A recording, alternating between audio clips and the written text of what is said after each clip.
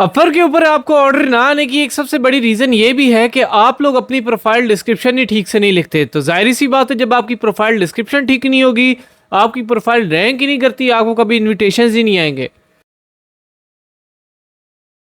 अस्सलाम वालेकुम। तो कैसे हैं आप लोग? Welcome back to my YouTube channel. This is Mohammad Jawad Nawaz. बहुत ही वाइटल मिस्टेक जो अपवर की प्रोफाइल डिस्क्रिप्शन लिखते वक्त आप लोग करते हैं वो ये है कि आप लोग काफ़ी ज़्यादा जो कीवर्ड्स हैं वो अंदर स्टफ़ कर देते हैं। अब कीवर्ड से मुराद ये नहीं है कि आपने अपनी प्रोफाइल के रिलेटेड कोई कीवर्ड या अपनी स्किल के रिलेटेड निकाले थे, आप लोग वो गलत तरीके से लगाते हैं। इसका मतलब ये है कि आप लोग मल्टीपल स्किल्स के रिलेटेड जो कीवर्ड होते हैं वो अपनी एक ही प्रोफाइल के अंदर डाल लेते हैं।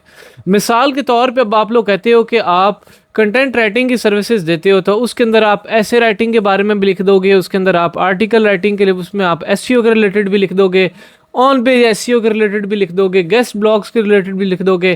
कहने का मकसद ये है कि आप खिचड़ी बना देते हैं मुख्तलिफ माइक्रो निशेस की। अब जो आपकी माइक्रो निश होती है, आपने उसके एक ही माइक्रो निश के अकॉर्डिंग और एक ही माइक्रो निश का टारगेटेड आपने अपनी प्रोफाइल बनानी होती है।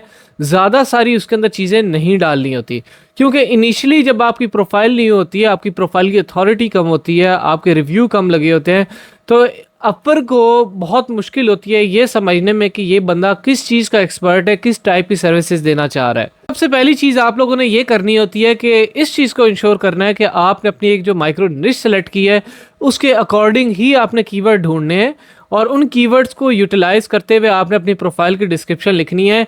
उल्टे सीधे इधर उधर के या अपनी ओवरऑल जो निश है उसके रिलेटेड कीवर्ड आपने नहीं डाले। अब सवाल ये पैदा होता है कि सर अगर हम लोग माइक्रो निश के ऊपर काम करेंगे तो हमारी ग्रोथ बहुत ही ज़्यादा लिमिटेड हो जाएगी।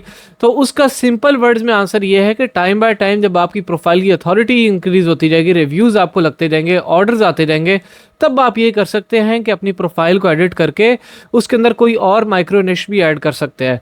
उससे ये होगा, क्योंकि आपकी ऑलरेडी ही प्रोफाइल काफ़ी स्ट्रांग हुई होगी, तो जब आप दूसरी किसी निश को भी हिट करना चाहोगे तो it will be far easy for you कि आप जनाब साहब उसके अंदर भी रैंक कर सकते हैं।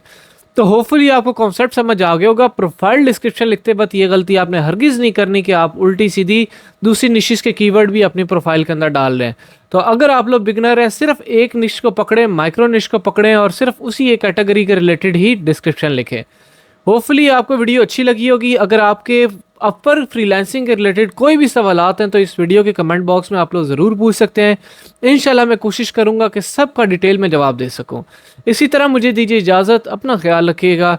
अल्लाह हाफ़िज़।